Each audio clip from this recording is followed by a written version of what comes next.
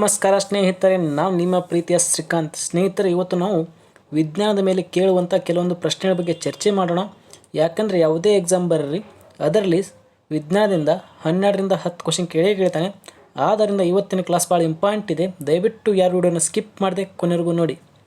ಮೊದಲನೇ ಪ್ರಶ್ನೆ ನೋಡಿ ಸ್ನೇಹಿತರೆ, ಕ್ಲೋರೋಫಿಲ್ನಲ್ಲಿರುವ ಲೋಹ. ನೋಡಿರಿ, ಇದಂತೂ ಲಾಸ್ಟ್ ಟೈಮ್ SDA ಪರೀಕ್ಷೆಯಲ್ಲಿ ಕ್ವಶನ್ ಕೇಳಿದಾನೆ ಸ್ನೇಹಿತರೆ. KS ಎಕ್ಸಾಮಲ್ಲಿ ಕ್ವಶನ್ ಆಗಿದೆ. PSI ಆಲ್ಮೋಸ್ಟ್ ಎಲ್ಲ ಎಕ್ಸಾಮ್ನಲ್ಲಿ ಕ್ವಶನ್ ಕೇಳಿದಾನೆ ಸ್ನೇಹಿತರೆ. ನೋಡಿರಿ, ಕ್ಲೋರೋಫಿಲ್ನಲ್ಲಿರುವ ಲೋಹ ಅಂತ ಕೇಳಿದ್ರೆ ಒಂದೇ, ಅಥವಾ ಪತ್ರ ಹರಿತಿನಲ್ಲಿರುವ ಲೋಹ ಅಂತ ಕೇಳಿದ್ರು ಕೂಡ ಒಂದೇ. ಆಪ್ಷನ್ ನೋಡಿರಿ, ಕಬ್ಬಿಣ, ತಾಮ್ರ, ಮೆಗ್ನೀಸಿಯಮ್, ಜಿಂಕ್. ನೋಡಿರಿ, ನಿಮಗೆ ಆನ್ಸರ್ ಗೊತ್ತಿದ್ರೆ ಕಮೆಂಟ್ ಬಾಕ್ಸಲ್ಲಿ ಕಮೆಂಟ್ ಮಾಡಿರಿ. ಕ್ಲೋರೋಫಿಲ್ನಲ್ಲಿರುವ ಲೋಹ ಅಂತ ಕೇಳಿದ್ರೆ ಸ್ನೇಹಿತರೆ, ನೋಡಿರಿ ಇದಕ್ಕೆ ಸರಿಯಾದ ಉತ್ತರ ನೋಡಿರಿ ಮೆಗ್ನೀಷಿಯಮ್. ನೋಡಿರಿ, ಮೆಗ್ನೀಷಿಯಮ್ ಇದೆಲ್ಲ ಸ್ನೇಹಿತರೆ, ಇದು ಕ್ಲೋರೋಫಿಲ್ ಅಥವಾ ಪತ್ರಹರಿತು. ನೋಡಿರಿ, ಪತ್ರಹರಿತು ಇದರಲ್ಲಿ ಕಂಡುಬರೋ ಲೋಹ ಅಂತ ಕೇಳಿದರೆ ಅದು ಮೆಗ್ನೀಷಿಯಮ್ ಸ್ನೇಹಿತರೆ. ನೆನಪಿರಲಿ, ಭಾಳ ಎಕ್ಸಾಮ್ಲಿ ಕ್ವಶನ್ ಆಗಿದೆ, ನೋಟ್ ಮಾಡ್ಕೋರಿ.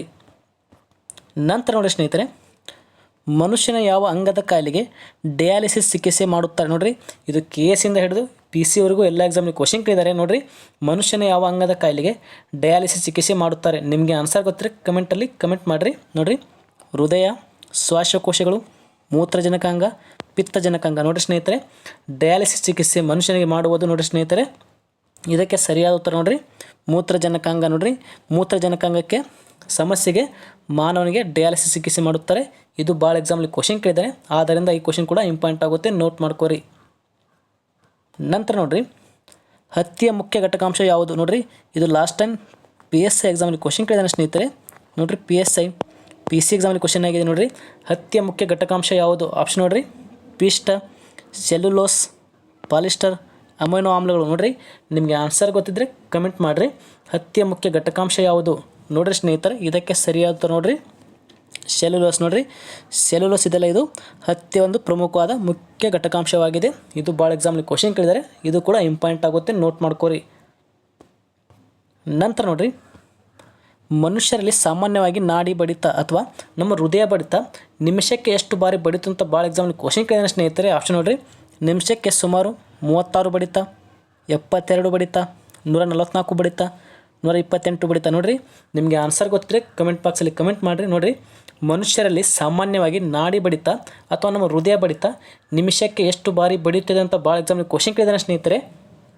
ನೋಡಿರಿ, ಇದಕ್ಕೆ ಸರಿಯಾದ ಉತ್ತರ ನೋಡಿರಿ ನಿಮಿಷಕ್ಕೆ ಸುಮಾರು 72 ಬಾರಿ. ನೋಡಿರಿ, ಭಾಳ ಎಕ್ಸಾಮ್ಲಿ ಕ್ವಶನ್ ಕೇಳಿದಾನೆ, ನೆನಪಿರಲಿ, ನೋಟ್ ಮಾಡ್ಕೋರಿ. ನೋಡಿರಿ, ಮನುಷ್ಯರಲ್ಲಿ ಹೃದಯ ಬಡಿತ ನಿಮಿಷಕ್ಕೆ 72 ಬಡಿತ ಬಡಿಯುತ್ತದೆ. ಇದು ಕೂಡ ಎಕ್ಸಾಮ್ಲಿ ಕ್ವಶನ್ ಆಗಿದೆ, ಇಂಪಾರ್ಟೆಂಟ್ ಇದು. ನಂತರ ನೋಡಿರಿ, ಹೃದಯಕ್ಕೆ ರಕ್ತವನ್ನು ಸಾಗಿಸುವುದು ಯಾವುದು. ನೋಡಿರಿ, ಇದು ಕೂಡ ಕ್ವಶನ್ ಆಗಿದೆ. ಹೃದಯಕ್ಕೆ ರಕ್ತವನ್ನು ಸಾಗಿಸುವುದು ಯಾವುದು. ನೋಡಿರಿ, ಆಪ್ಷನ್ ಅಪಧಮನಿಗಳು, ನರಗಳು, ಅಭಿಧಮನಿಗಳು, ಯಾವುದೂ ಅಲ್ಲ. ನೋಡಿರಿ, ನಿಮಗೆ ಆನ್ಸರ್ ಗೊತ್ತಿದ್ರೆ ಕಮೆಂಟ್ ಬಾಕ್ಸಲ್ಲಿ ಕಮೆಂಟ್ ಮಾಡಿರಿ. ಹೃದಯಕ್ಕೆ ರಕ್ತವನ್ನು ಸಾಗಿಸುವುದು ಯಾವುದು. ನೋಡಿರಿ ಸ್ನೇಹಿತರೆ, ಇದಕ್ಕೆ ಸರಿಯಾದ ನೋಡಿರಿ ಅಭಿಧಮನಿಗಳು. ನೋಡಿರಿ, ಅಭಿಧಮನಿಗಳದಲ್ಲ, ಇವು ನಮ್ಮ ಹೃದಯಕ್ಕೆ ರಕ್ತವನ್ನು ಸಾಗಿಸುತ್ತದೆ. ಇದು ಕೂಡ ಲಾಸ್ಟ್ ಟೈಮ್ ಒಂದ್ಸಲ KS ಪರೀಕ್ಷೆಯಲ್ಲಿ ಕ್ವಶನ್ ಆಗಿದೆ ಸ್ನೇಹಿತರೆ, ಆದ್ದರಿಂದ ಈ ಕ್ವಶನ್ ಇಂಪಾರ್ಟೆಂಟ್ ಆಗುತ್ತೆ, ನೋಟ್ ಮಾಡ್ಕೋರಿ. ನಂತರ ನೋಡಿರಿ, ಗಿಡಗಳು ಆಮ್ಲಜನಕವನ್ನು ವಾತಾವರಣಕ್ಕೆ ಬಿಟ್ಟು ಕೊಡುವ ಕ್ರಿಯೆ. ನೋಡಿರಿ, ಇದು ಲಾಸ್ಟ್ ಟೈಮ್ FDA ಎಕ್ಸಾಮಲ್ಲಿ ಕ್ವಶನ್ ಕೇಳಿದಾನೆ. ನೋಡಿ ಸ್ನೇಹಿತರೆ, FDA ಪರೀಕ್ಷೆಯಲ್ಲಿ ಕ್ವಶನ್ ಕೇಳಿದಾನೆ. ನೋಡಿರಿ, ಗಿಡಗಳು ಆಮ್ಲಜನಕವನ್ನು ವಾತಾವರಣಕ್ಕೆ ಬಿಟ್ಟು ಕೊಡುವ ಕ್ರಿಯೆ. ಆಪ್ಷನ್ ನೋಡಿರಿ, ಜಲ ವಿಸರ್ಜನೆ, ಉಸಿರಾಟ, ಪಿತ್ತರಸ, ದ್ಯುತಿ ಸಂಶ್ಲೇಷಣೆ. ನೋಡಿರಿ, ನಿಮಗೆ ಆನ್ಸರ್ ಗೊತ್ತಿದ್ರೆ ಕಮೆಂಟ್ ಮಾಡಿರಿ. ಗಿಡಗಳು ಆಮ್ಲಜನಕವನ್ನು ವಾತಾವರಣಕ್ಕೆ ಬಿಟ್ಟು ಕೊಡುವ ಕ್ರಿಯೆ. ನೋಡಿರಿ ಸ್ನೇಹಿತರೆ, ಇದಕ್ಕೆ ಸರಿಯಾದ ಉತ್ತರ ನೋಡಿರಿ ದ್ಯುತಿ ಸಂಶ್ಲೇಷಣೆ ಅಥವಾ ಫೋಟೋಸಿಂಥಸಿಸ್ ಅಂತ ಕರಿತೀವಿ. ಇವುಗಳನ್ನು ನಾವು ಗಿಡಗಳು ಆಮ್ಲಜನಕವನ್ನು ವಾತಾವರಣಕ್ಕೆ ಬಿಟ್ಟು ಕೊಡುವ ಕ್ರಿಯೆಯನ್ನು ನಾವು ದ್ಯುತಿ ಸಂಶ್ಲೇಷಣೆ ಅಥವಾ ಫೋಟೋಸಿಂಥಸಿಸ್ ಅಂತ ಕರಿತೀವಿ. ನೆನಪಿರಲಿ, ಭಾಳ ಎಕ್ಸಾಮ್ಲಿ ಕ್ವಶನ್ ಕೇಳಿದರೆ ನೋಟ್ ಮಾಡ್ಕೋರಿ. ನಂತರ ನೋಡಿರಿ, ಫೋಟೋಸಿಂಥಸಿಸ್ ಅಥವಾ ದ್ಯುತಿ ಸಂಶ್ಲೇಷಣೆ ಆಗಲು ಸೂಕ್ತವಾಗಿರೋ ಬೆಳಕು ಯಾವುದು. ನೋಡಿರಿ, ಇದು ಕೂಡ ಎಕ್ಸಾಮ್ಲಿ ಕ್ವಶನ್ ಆಗಿದೆ. ನಕ್ಷತ್ರದ ಬೆಳಕು, ಸೂರ್ಯನ ಬೆಳಕು, ಚಂದ್ರನ ಬೆಳಕು, ದೀಪದ ಬೆಳಕು. ನೋಡಿರಿ ಸ್ನೇಹಿತರೆ, ನಿಮಗೆ ಭಾಳ ಕನ್ಫ್ಯೂಸ್ ಮಾಡ್ತಾನೆ ಸ್ನೇಹಿತರೆ. ಫೋಟೋಸಿಂಥಸಿಸ್ ಅಥವಾ ದ್ಯುತಿ ಸಂಶ್ಲೇಷಣೆ ಆಗಲು ಸೂಕ್ತವಾಗಿರೋ ಬೆಳಕು ಯಾವುದು. ನಿಮಗೆ ಆನ್ಸರ್ ಗೊತ್ತಿದ್ರೆ ಕಮೆಂಟ್ ಬಾಕ್ಸಲ್ಲಿ ಕಮೆಂಟ್ ಮಾಡಿರಿ. ನೋಡಿ ಸ್ನೇಹಿತರೆ, ಇದಕ್ಕೆ ಸರಿಯಾದ ಉತ್ತರ ನೋಡಿರಿ ಸೂರ್ಯನ ಬೆಳಕು. ನೋಡಿರಿ, ಸೂರ್ಯನ ಬೆಳಕಿದಿಲ್ಲ, ಇದು ಫೋಟೋಸಿಂಥಸಿಸ್ ಅಥವಾ ದ್ಯುತಿ ಸಂಶ್ಲೇಷಣೆ ಆಗಲು ಪ್ರಮುಖವಾದ ಒಂದು ಬೆಳಕಾಗಿದೆ. ಯಾಕಂದರೆ ಸಸ್ಯಗಳು ಬೆಳಕಿನ ಅವಧಿಯಲ್ಲೇ ದ್ಯುತಿ ಸಂಶ್ಲೇಷಣೆ ಮಾಡುತ್ತದೆ. ಇದು ಎಕ್ಸಾಮಲ್ಲಿ ಕ್ವಶನ್ ಆಗಿದೆ, ನೋಟ್ ಮಾಡ್ಕೋರಿ. ನಂತರ ನೋಡಿರಿ, ಸಸ್ಯಗಳಿಗೂ ಜೀವವಿದೆ ಎಂಬುದನ್ನು ಗುರುತಿಸಿದ ಭಾರತೀಯ ವಿಜ್ಞಾನಿ. ನೋಡಿರಿ, ಇದು IAS ಎಕ್ಸಾಮಲ್ಲಿ ಕ್ವಶನ್ ಆಗಿದೆ. ನೋಡಿರಿ, IAS ಒಂದ್ಸಲ ನಮ್ಮ KS ಪರೀಕ್ಷೆಯಲ್ಲಿ ಕ್ವಶನ್ ಕೇಳಿದೆ. ನೋಡಿರಿ, ಸಸ್ಯಗಳಿಗೂ ಜೀವವಿದೆ ಎಂಬುದನ್ನು ಗುರುತಿಸಿದ ಭಾರತೀಯ ವಿಜ್ಞಾನಿ. ಆಪ್ಷನ್ ನೋಡಿರಿ, ಅಬ್ದುಲ್ ಕಲಾಂ, CV ರಾಮನ್, ಜಗದೀಶ್ ಚಂದ್ರ ಬೋಸ್, ರಾಮಾನುಜನ್. ನೋಡಿರಿ, ನಿಮಗೆ ಆನ್ಸರ್ ಗೊತ್ತಿದೆ ಕಮೆಂಟ್ ಬಾಕ್ಸಲ್ಲಿ ಕಮೆಂಟ್ ಮಾಡಿರಿ. ಸಸ್ಯಗಳಿಗೂ ಜೀವವಿದೆ ಎಂಬುದನ್ನು ಗುರುತಿಸಿದ ಭಾರತೀಯ ವಿಜ್ಞಾನಿ. ನೋಡಿರಿ ಸ್ನೇಹಿತರೆ, ಇದಕ್ಕೆ ಸರಿ ಹೋಗ್ತಾ ನೋಡಿರಿ, ಜಗದೀಶ್ ಚಂದ್ರ ಬೋಸ್. ನೋಡಿರಿ, ಜಗದೀಶ್ ಚಂದ್ರ ಬೋಸ್ ಅಲ್ಲ, ಇವರು ಸಸ್ಯಗಳಿಗೂ ಜೀವವಿದೆ ಎಂದು ಮೊದಲನೇ ಬಾರಿಗೆ ಗುರುತಿಸ್ತಾರೆ. ಆದ್ದರಿಂದ ಈ ಕ್ವಶನ್ ಭಾಳ ಇಂಪಾರ್ಟೆಂಟ್ ಆಗುತ್ತೆ. IAS ಎಕ್ಸಾಮ್ಲಿ ಕ್ವಶನ್ ಆಗಿದೆ, ನೋಟ್ ಮಾಡ್ಕೋರಿ. ನಂತರ ನೋಡಿರಿ, ನಾವು ಉಸಿರಾಡುವ ಗಾಳಿಯಲ್ಲಿರುವ ಆಮ್ಲಜನಕದ ಅಂದಾಜು ಪ್ರಮಾಣ. ನೋಡಿರಿ, ಇದು ಗ್ರೂಪ್ ಸಿ ಪರೀಕ್ಷೆಯಲ್ಲಿ ಕ್ವಶನ್ ಕೇಳಿದಾನೆ. ನೋಡಿರಿ, ಗ್ರೂಪ್ ಸಿ ಪರೀಕ್ಷೆಯಲ್ಲಿ ಕ್ವಶನ್ ಕೇಳಿದಾನೆ ಸ್ನೇಹಿತರೆ. ನೋಡಿರಿ, ನಾವು ಉಸಿರಾಡುವ ಗಾಳಿಯಲ್ಲಿರುವ ಆಮ್ಲಜನಕದ ಅಂದಾಜು ಪ್ರಮಾಣ. ಆಪ್ಷನ್ ನೋಡಿರಿ, 1%, 20%, 60%, 80%. ನೋಡಿರಿ, ನಿಮಗೆ ಆನ್ಸರ್ ಗೊತ್ತಿದ್ರೆ ಕಮೆಂಟ್ ಬಾಕ್ಸಲ್ಲಿ ಕಮೆಂಟ್ ಮಾಡಿರಿ. ನಾವು ಉಸಿರಾಡುವ ಗಾಳಿಯಲ್ಲಿರುವ ಆಮ್ಲಜನಕ ಅಂದಾಜು ಪ್ರಮಾಣ. ನೋಡಿರಿ ಸ್ನೇಹಿತರೆ, ಇದಕ್ಕೆ ಸರಿ ಹೋಗ್ತಾ ನೋಡಿರಿ, 20%. ನೋಡಿರಿ, ನಾವು ಸಾಮಾನ್ಯವಾಗಿ ಉಸಿರಾಡುವ ಗಾಳಿಯಿರುವ ಆಮ್ಲಜನಕ ಅಂದಾಜು ಪ್ರಮಾಣ ಅಂತ ಕೇಳಿದರೆ 20%. ಭಾಳ ಎಕ್ಸಾಮ್ಲಿ ಕ್ವಶನ್ ಕೇಳಿದಾನೆ, ನೋಟ್ ಮಾಡ್ಕೋರಿ. ನಂತರ ನೋಡಿರಿ, ಮೂತ್ರಜನಕಾಂಗದಲ್ಲಿ ಕಲ್ಲುಗಳಾಗಲು ಕಾರಣ ಅಂದರೆ ನಾವು ಸಾಮಾನ್ಯವಾಗಿ ಹೇಳಬಹುದಾದ್ರೆ ಸ್ನೇಹಿತರೆ ಕಿಡ್ನಿ ಸ್ಟೋನ್ ಅಂತ ಕರಿತೀವಿ. ನೋಡಿರಿ, ಮೂತ್ರಜನಕಾಂಗದಲ್ಲಿ ಕಲ್ಲುಗಳಾಗಲು ಕಾರಣ. ನೋಡಿರಿ, calcium carbonate, calcium oxalate, magnesium sulphate, calcium chloride. ನಿಮಗೆ ಆನ್ಸರ್ ಗೊತ್ತಿದ್ರೆ ಕಮೆಂಟ್ ಬಾಕ್ಸಲ್ಲಿ ಕಮೆಂಟ್ ಮಾಡಿರಿ. ನೋಡಿರಿ, ಮೂತ್ರಜನಕಾಂಗದಲ್ಲಿ ಕಲ್ಲುಗಳಾಗಲು ಅಥವಾ ಕಿಡ್ನಿ ಸ್ಟೋನ್ ಆಗಲು ಕಾರಣ.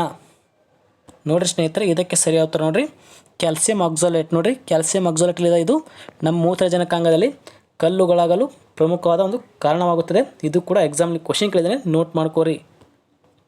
ನಂತರ ನೋಡಿರಿ, ರಾತ್ರಿ ಸಮಯದಲ್ಲಿ ಮರವೊಂದರ ಅಡಿಯಲ್ಲಿ ಮಲಗೋದು ಏಕೆ ಸೂಕ್ತವಲ್ಲ. ನೋಡಿರಿ, ಇದು IAS ಎಕ್ಸಾಮ್ ಕ್ವಶನ್. ನಿಮಗೆ ಡೌಟ್ ಇದ್ದರೆ IAS ಪ್ರಶ್ನೆ ಪತ್ರಿಕೆ ತೆಗೀರಿ, ಅದರಲ್ಲಿ ಕ್ವಶನ್ ಕೇಳಿದರೆ. ನೋಡಿರಿ, ರಾತ್ರಿ ಸಮಯದಲ್ಲಿ ಮರವೊಂದರ ಅಡಿಯಲ್ಲಿ ಮಲಗೋದು ಏಕೆ ಸೂಕ್ತವಲ್ಲ. ನೋಡಿರಿ, ಕಾರ್ಬನ್ ಡೈಆಕ್ಸೈಡ್ ಬಿಡುಗಡೆ, ಕಾರ್ಬನ್ ಮೊನಾಕ್ಸೈಡ್ ಬಿಡುಗಡೆ, ಕಡಿಮೆ ಆಮ್ಲಜನಕ ಬಿಡುಗಡೆ, ಹೆಚ್ಚು ಆಮ್ಲಜನಕ ಬಿಡುಗಡೆ. ನೋಡಿರಿ, ನಿಮಗೆ ಆನ್ಸರ್ ಗೊತ್ತಿದ್ದರೆ ಕಮೆಂಟ್ ಬಾಕ್ಸಲ್ಲಿ ಕಮೆಂಟ್ ಮಾಡಿರಿ. ರಾತ್ರಿ ಸಮಯದಲ್ಲಿ ಮರವೊಂದರ ಅಡಿಯಲ್ಲಿ ಮಲಗೋದು ಏಕೆ ಸೂಕ್ತವಲ್ಲ. ನೋಡಿರಿ ಸ್ನೇಹಿತರೆ, ಇದಕ್ಕೆ ಸರಿ ಹೋಗ್ತಾ ನೋಡಿರಿ, ಕಾರ್ಬನ್ ಡೈಆಕ್ಸೈಡ್. ನೋಡಿರಿ, ರಾತ್ರಿ ಸಮಯದಲ್ಲಿ ಗಿಡಗಳು ಕಾರ್ಬನ್ ಡೈಆಕ್ಸೈಡನ್ನು ಬಿಡುಗಡೆ ಮಾಡ್ತವೆ, ಆದ್ದರಿಂದ ಅದು ಮನುಷ್ಯನಿಗೆ ಹಾನಿಕಾರವಾಗಿರ್ತವೆ. ಆದ್ದರಿಂದ ರಾತ್ರಿ ಸಮಯದಲ್ಲಿ ಗಿಡದ ಅಡಿಯಲ್ಲಿ ಮಲಗೋದು ಸೂಕ್ತವಲ್ಲ. ನೆನಪಿರಲಿ, ಇದು ಎಕ್ಸಾಮಲ್ಲಿ ಕ್ವಶನ್ ಕೇಳಿದ್ದಾನೆ, IAS ಎಕ್ಸಾಮಲ್ಲಿ ನೋಟ್ ಮಾಡ್ಕೋರಿ. ನಂತರ ನೋಡಿರಿ, ಕಾಫಿ ಮತ್ತು ಟೀ ಪಾನೀಯದಲ್ಲಿ ಇರುವ ಮುಖ್ಯ ಪ್ರಚೋದಕ ಯಾವುದು. ನೋಡಿರಿ, ಕಾಫಿ ಮತ್ತು ಟೀ ಪಾನೀಯದಲ್ಲಿರುವ ಮುಖ್ಯ ಪ್ರಚೋದಕ ಯಾವುದು. ಇದು ಕೂಡ ಭಾಳ ಎಕ್ಸಾಮ್ಲಿ ಕ್ವಶನ್ ಕೇಳಿದ್ದಾನೆ. Nicotine, chlorophyll, caffeine, aspirin. ನೋಡಿರಿ, ನಿಮಗೆ ಆನ್ಸರ್ ಗೊತ್ತಿದ್ದರೆ ಕಮೆಂಟ್ ಬಾಕ್ಸಲ್ಲಿ ಕಮೆಂಟ್ ಮಾಡಿ ಸ್ನೇಹಿತರೆ. ಕಾಫಿ ಮತ್ತು ಟೀ ಪಾನೀಯದಲ್ಲಿರುವ ಮುಖ್ಯ ಪ್ರಚೋದಕ ಯಾವುದು. ನೋಡಿರಿ ಸ್ನೇಹಿತರೆ, ಇದಕ್ಕೆ ಸರಿ ಹೋಗ್ತಾ ನೋಡಿರಿ, ಕೇಪಿನ್. ನೋಡಿರಿ, ಕೇಪಿನ್ ಇದ್ದರೆ ಇದು ಕಾಫಿ ಮತ್ತು ಟೀಯಲ್ಲಿರುವ ಒಂದು ಮುಖ್ಯ ಪ್ರಚೋದಕ ಆಗಿದೆ. ಅದೇ ರೀತಿ ನಿಕೋಟಿನ್ ಇದೆ, ಇದು ನಮ್ಮ ತಂಬಾಕಿನಲ್ಲಿ ಕಂಡುಬರುತ್ತೆ. ನೆನಪಿರಲಿ. ನೋಡಿರಿ, ತಂಬಾಕಿನಲ್ಲಿ ಕಂಡುಬರುವ ಪ್ರಚೋದಕ ಯಾವುದು ಅಂತ ಕೇಳಿದರೆ ಅದು ನಿಕೋಟಿನ್. ನೆನಪಿರಲಿ, ತಂಬಾಕು. ನಂತರ ನೋಡಿರಿ ಸ್ನೇಹಿತರೆ, ಹಸಿರು ಗಿಡಗಳು ಸಕ್ಕರೆಯನ್ನು ತಯಾರಿಸಲು. ನೋಡಿರಿ, ಹಸಿರು ಗಿಡಗಳು ಸಕ್ಕರೆಯನ್ನು ತಯಾರಿಸಲು. ಇಷ್ಟೇ ಕ್ವಶನ್ ಲಾಸ್ಟ್ ಟೈಮ್ ಒಂದು ಸಲ KS ಪರೀಕ್ಷೆಯಲ್ಲಿ ಕ್ವಶನ್ ಆಗಿದೆ. ಇದೇ ಕ್ವಶನ್ KS ಪರೀಕ್ಷೆಯಲ್ಲಿ ಕ್ವಶನ್ ಆಗಿದೆ. ನೋಡಿರಿ, ಹಸಿರು ಗಿಡಗಳು ಸಕ್ಕರೆಯನ್ನು ತಯಾರಿಸಲು ಸೂರ್ಯನ ಬೆಳಕು, ಕಾರ್ಬನ್ ಡೈಆಕ್ಸೈಡ್, ನೀರು, ಮೇಲ್ನೀರು. ನೋಡಿರಿ, ಹಸಿರು ಗಿಡಗಳು ಸಕ್ಕರೆಯನ್ನು ತಯಾರಿಸಲು ಅಥವಾ ಯಾವುದೇ ಒಂದು ಫಲವನ್ನು ತಯಾರಿಸಲು ಅವುಗಳಿಗೆ ಮುಖ್ಯವಾಗಿ ಏನೇನು ಬೇಕಂತ ಕ್ವಶನ್ ಕೇಳ್ತಾನೆ ಸ್ನೇಹಿತರೆ. ನೋಡಿರಿ, ಇದಕ್ಕೆ ಸರಿಯಾದ ನೋಡಿರಿ, ಮೇಲಿನ ಎಲ್ಲವೂ. ನೋಡಿರಿ, ಯಾವುದೇ ಸಸ್ಯಗಳಾಗಲಿ ಅದಕ್ಕೆ ಆಹಾರ ತಯಾರಿಸಲು ಮುಖ್ಯವಾಗಿ ಸೂರ್ಯನ ಬೆಳಕು ಬೇಕು, ಕಾರ್ಬನ್ ಡೈಆಕ್ಸೈಡ್ ಬೇಕು, ನೀರು ಬೇಕು. ಆದ್ದರಿಂದ ಇದಕ್ಕೆ ಸರಿಯಾದ ಸ್ನೇಹಿತರೆ ಮೇಲಿನ ಎಲ್ಲವೂ. ಇದು ಲಾಸ್ಟ್ ಟೈಮ್ KS ಪರೀಕ್ಷೆಯಲ್ಲಿ ಕ್ವಶನ್ ಆಗಿದೆ, ನೋಟ್ ಮಾಡ್ಕೋರಿ. ನಂತರ ನೋಡಿರಿ, ರಾಸಾಯನಿಕ ಗೊಬ್ಬರದಲ್ಲಿ ಕೆಳಕಂಡ ವಸ್ತು ಇರುವುದಿಲ್ಲ. ನೋಡಿರಿ, ಇದು ಲಾಸ್ಟ್ ಟೈಮ್ FDA ಪ್ರಶ್ನೆ, FD ಎಕ್ಸಾಮ್ ಕ್ವಶನ್ ಆಗಿದೆ. ನೋಡಿರಿ, ರಾಸಾಯನಿಕ ಗೊಬ್ಬರದಲ್ಲಿ ಕೆಳಕಂಡ ವಸ್ತು ಇರುವುದಿಲ್ಲ. ಆಪ್ಷನ್ ನೋಡಿರಿ, ಕ್ಲೋರಿನ್, ಫಾಸ್ಫರಸ್, ನೈಟ್ರೋಜನ್, ಹೈಡ್ರೋಜನ್. ನೋಡಿರಿ, ಭಾಳ ಎಕ್ಸಾಮ್ಲಿ ಕ್ವಶನ್ ಕೇಳಿದಾನೆ ಸ್ನೇಹಿತರೆ. ಲಾಸ್ಟ್ ಟೈಮ್ FDA ಪರೀಕ್ಷೆ ಕ್ವಶನ್ ಕೇಳಿದಾನೆ. ನೋಡಿರಿ, ರಾಸಾಯನಿಕ ಗೊಬ್ಬರದಲ್ಲಿ ಕೆಳಕಂಡ ವಸ್ತು ಇರುವುದಿಲ್ಲ. ನೋಡಿರಿ ಸ್ನೇಹಿತರೆ, ಇದಕ್ಕೆ ಸರಿ ಹೋಗ್ತಾ ನೋಡಿರಿ, ಕ್ಲೋರಿನ್. ನೋಡಿರಿ, ಕ್ಲೋರಿನ್ ಇದೆಲ್ಲ ಇದು ಸಾಮಾನ್ಯವಾಗಿ ನಮ್ಮ ರಾಸಾಯನಿಕ ಗೊಬ್ಬರದಲ್ಲಿ ಬಳಸುವುದಿಲ್ಲ. ನೆನಪಿರಲಿ, ಭಾಳ ಎಕ್ಸಾಮ್ಲಿ ಕ್ವಶನ್ ಕೇಳಿದಾನೆ. ನೋಡಿರಿ, ಫಾಸ್ಫರಸ್ ಇರುತ್ತೆ, ನೈಟ್ರೋಜನ್ ಇರುತ್ತೆ, ಹೈಡ್ರೋಜನ್ ಇರುತ್ತೆ, ಆದರೆ ಕ್ಲೋರಿನ್ ಇರುವುದಿಲ್ಲ. ನೆನಪಿರಲಿ. ನಂತರ ನೋಡಿರಿ, ಖಾದ್ಯ ತೈಲವನ್ನು ವನಸ್ಪತಿಯಾಗಿ ಮಾರ್ಪಡಿಸುವಾಗ ಯಾವ ಅನಿಲ ಉಪಯೋಗಿಸಲಾಗುತ್ತದೆ? ವನಸ್ಪತಿ ಅಂದರೆ ನೀವು ಕೇಳಿರ್ಬೇಕು ಸ್ನೇಹಿತರೆ, ಸಾಮಾನ್ಯವಾಗಿ ನಮ್ಮ ಹಳ್ಳಿ ಕಡೆ ಡಾಲ್ಡ್ರಾ ಅಂತ ಕರೀತಾರೆ ನೋಡ್ರಿ.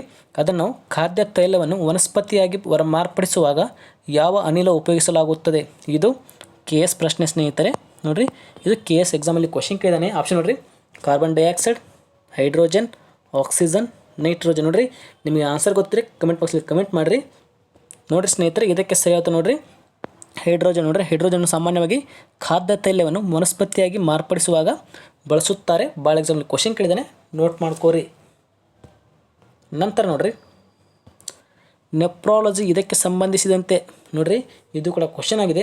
ನೆಪ್ರಾಲಜಿ ಇದಕ್ಕೆ ಸಂಬಂಧಿಸಿದೆ. ನೋಡಿರಿ, ಮೂತ್ರಕೋಶ, ಮೆದುಳು, ಹೃದಯ, ಯಕೃತ್. ನೋಡಿರಿ, ನೆಪ್ರಾಲಜಿ ಯಾವುದರ ಅಧ್ಯಾಯ ಅಂತ ಕ್ವಶನ್ ಕೇಳ್ತಾ ಬರ್ತಾನೆ ಸ್ನೇಹಿತರೆ. ನೋಡಿರಿ, ಇದಕ್ಕೆ ಸರಿಯಾಯ್ತು ನೋಡಿರಿ ಮೂತ್ರಕೋಶ. ನೋಡಿರಿ, ನೆಪ್ರಾಲಜಿ ಅಧ್ಯಾಯಕ್ಕೆ ನಾವು ಮೂತ್ರಕೋಶದ ಅಧ್ಯಾಯವನ್ನು ನೆಪ್ರಾಲಜಿ ಅಂತ ಕರಿತೀವಿ. ನೋಟ್ ಮಾಡ್ಕೋರಿ.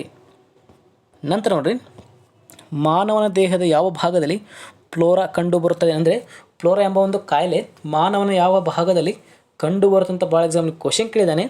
ಶ್ವಾಸಕೋಶ, ಮೆದುಳು, ಹೃದಯ, ಯಕೃತ್. ನೋಡಿರಿ, ನಿಮಗೆ ಆನ್ಸರ್ ಗೊತ್ತಿರೆ ಕಮೆಂಟ್ ಬಾಕ್ಸಲ್ಲಿ ಕಮೆಂಟ್ ಮಾಡಿರಿ. ಮಾನವನ ದೇಹದ ಯಾವ ಭಾಗದಲ್ಲಿ ಫ್ಲೋರಾ ಎಂಬ ಕಾಯಿಲೆ ಕಂಡುಬರುತ್ತದೆ? ನೋಡಿರಿ ಸ್ನೇಹಿತರೆ, ಇದಕ್ಕೆ ಸರಿಯಾದ ನೋಡಿರಿ ಶ್ವಾಸಕೋಶ. ನೋಡಿರಿ, ಶ್ವಾಸಕೋಶದಲ್ಲಿ ಫ್ಲೋರಾ ಎಂಬ ಕಾಯಿಲೆ ಕಂಡುಬರುತ್ತದೆ. ಇದು ಕೂಡ ಭಾಳ ಎಕ್ಸಾಮ್ಲಿ ಕ್ವಶನ್ ಆಗಿದೆ, ನೋಟ್ ಮಾಡ್ಕೋರಿ. ನಂತರ ನೋಡಿರಿ, ಮಾನವನ ದೇಹದ ನಿರುಪಯುಕ್ತ ಅಂಗ. ನೋಡಿರಿ, ಮಾನವನ ದೇಹದ ಉಪಯೋಗ ಇಲ್ಲದ ಅಂಗ ಅಂತ ಕೇಳ್ತಾನೆ ಸ್ನೇಹಿತರೆ. ಶ್ವಾಸಕೋಶ, ಉಗುರು, ಕೂದಲು, ಅಪೆಂಡಿಕ್ಸ್. ನೋಡಿರಿ, ನಿಮಗೆ ಆನ್ಸರ್ ಗೊತ್ತಿದ್ರೆ ಕಮೆಂಟ್ ಬಾಕ್ಸಲ್ಲಿ ಕಮೆಂಟ್ ಮಾಡಿರಿ. ಮಾನವನ ದೇಹದ ನಿರುಪಯುಕ್ತ ಅಂಗ. ನೋಡಿರಿ ಸ್ನೇಹಿತರೆ, ಇದಕ್ಕೆ ಸರಿಯಾದ ನೋಡಿರಿ ಅಪೆಂಡಿಕ್ಸ್. ನೋಡಿರಿ, ಅಪೆಂಡಿಕ್ಸ್ ಇದೆಲ್ಲ ಇದು ಮಾನವನ ದೇಹದಲ್ಲಿ ನಿರುಪಯುಕ್ತ ಅಂಗ ಅಂದರೆ ಯಾವುದೇ ಕೆಲಸಕ್ಕೆ ಬಾರದಂಥ ಅಂಗ ಅಂದರೆ ಅದು ಅಪೆಂಡಿಕ್ಸ್, ನೆನಪಿರಲಿ.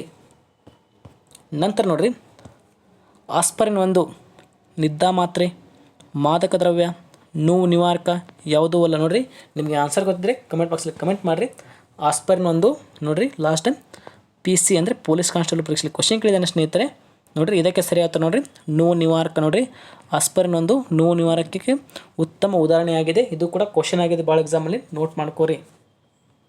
ನಂತರ ನೋಡಿ ಸ್ನೇಹಿತರೆ, ಕೊನೆಯ ಪ್ರಶ್ನೆ, ಯಾವ ಪ್ರಾಣಿಯ ಹೃದಯ ಅತಿ ಹೆಚ್ಚು ತೂಕದ್ದು? ನೋಡಿರಿ, ಇದು ಒಂದ್ಸಲ IAS ಎಕ್ಸಾಮಲ್ಲಿ ಕ್ವಶನ್ ಆಗಿದೆ ಸ್ನೇಹಿತರೆ. ನಿಮಗೆ IAS ಎಕ್ಸಾಮ್ 1999 ಪ್ರಶ್ನೆ ಪತ್ರಿಕೆ ತೆಗೆದು ನೋಡಿರಿ. 1999 IAS ಪ್ರಶ್ನೆ ಪತ್ರಿಕೆ ತೆಗೆದು ನೋಡಿರಿ. ಅದರಲ್ಲಿ ಕ್ವಶನ್ ಕೇಳಿದಾನೆ, ಯಾವ ಪ್ರಾಣಿಯ ಹೃದಯ ಅತಿ ಹೆಚ್ಚು ತೂಕದ್ದು? ಆಪ್ಷನ್ ನೋಡಿರಿ, ಕುದುರೆ, ಹಸು, ಕುರಿ, ನಾಯಿ. ನೋಡಿರಿ, ನಿಮಗೆ ಆನ್ಸರ್ ಗೊತ್ತಿದ್ರೆ ಕಮೆಂಟ್ ಬಾಕ್ಸಲ್ಲಿ ಕಮೆಂಟ್ ಮಾಡಿರಿ. ನೋಡಿ ಸ್ನೇಹಿತರೆ, ಇದಕ್ಕೆ ಸರಿಯಾದ ನೋಡಿರಿ ಕುದುರೆ. ನೋಡಿರಿ, ಕುದುರೆ ತೂಕ ಅಂದರೆ ಕುದುರೆ ಹೃದಯ ತೂಕ ಅತಿ ಹೆಚ್ಚು ಆಗಿರ್ತದೆ. ಇದು ಕೂಡ ಲಾಸ್ಟ್ ಟೈಮ್ IAS ಪ್ರಶ್ನೆ ಅಂದರೆ ಲಾಸ್ಟ್ ಟೈಮ್ ಅಂದರೆ IAS ಅಲ್ಲಿ 1999ರಲ್ಲಿ ಇದು ಕ್ವಶನ್ ಕೇಳಿದ್ದಾನೆ. ಆದ್ದರಿಂದ ಈ ಕ್ವಶನ್ ಇಂಪಾರ್ಟೆಂಟ್ ಆಗುತ್ತೆ ಸ್ನೇಹಿತರೆ. ಯಾಕಂದರೆ IAS ಎಕ್ಸಾಮ್ ಕ್ವಶನ್ ನಮ್ಮ ಕರ್ನಾಟಕ ಸ್ಟೇಟ್ ಗೌರ್ಮೆಂಟಲ್ಲಿ ಎಕ್ಸಾಮಲ್ಲಿ ರಿಪೀಟ್ ಆಗೋ ಚಾನ್ಸಸ್ ಭಾಳ ಇರುತ್ತೆ. ಆದ್ದರಿಂದ ಈ ಕ್ವಶನ್ ಭಾಳ ಇಂಪಾರ್ಟೆಂಟ್ ಆಗುತ್ತೆ ಸ್ನೇಹಿತರೆ. ನೋಡಿರಿ, ಇಷ್ಟೆಲ್ಲ ವಿಚಾರನು ವಿಜ್ಞಾನ ಅಂತ ಬಂದಾಗ ಪ್ರಮುಖವಾಗಿ ಚರ್ಚೆ ಮಾಡಿದ ಸ್ನೇಹಿತರೆ. ಯಾರು ನಾನು ಟೆಲಿಗ್ರಾಮ್ಗೆ ಜಾಯ್ನ್ ಆಗಿಲ್ಲ, ಡಿಸ್ಕ್ರಿಪ್ಷನ್ ಟೆಲಿಗ್ರಾಮ್ ಚಾನಲ್ ಲಿಂಕ್ ಇರುತ್ತೆ, ಜಾಯ್ನ್ ಆಗಿ. ಯಾರು ಹಿಂದಿನ ತರಗತಿ ನೋಡಿಲ್ಲ, ಆ ತರಗತಿಗಳು ನೋಡಿ ನಿಮ್ಮ ಸ್ನೇಹಿತರು ಕೂಡ ಶೇರ್ ಮಾಡಿ. ನಾನು ನೀಡಿದ ಮಾಹಿತಿ ತಮಗೆ ಇಷ್ಟವಾಗಿದ್ದರೆ ನನ್ನ ಚಾನಲ್ ದಯವಿಟ್ಟು ಸಬ್ಸ್ಕ್ರೈಬ್ ಮಾಡಿ, ಲೈಕ್ ಮಾಡಿ, ಸಪೋರ್ಟ್ ಮಾಡಿ. ಥ್ಯಾಂಕ್ಸ್. ಮತ್ತೆ ಮುಂದಿನ ತರಗತಿಯಲ್ಲಿ ಸಿಗೋಣ. ಎಲ್ಲರಿಗೂ ಧನ್ಯವಾದಗಳು.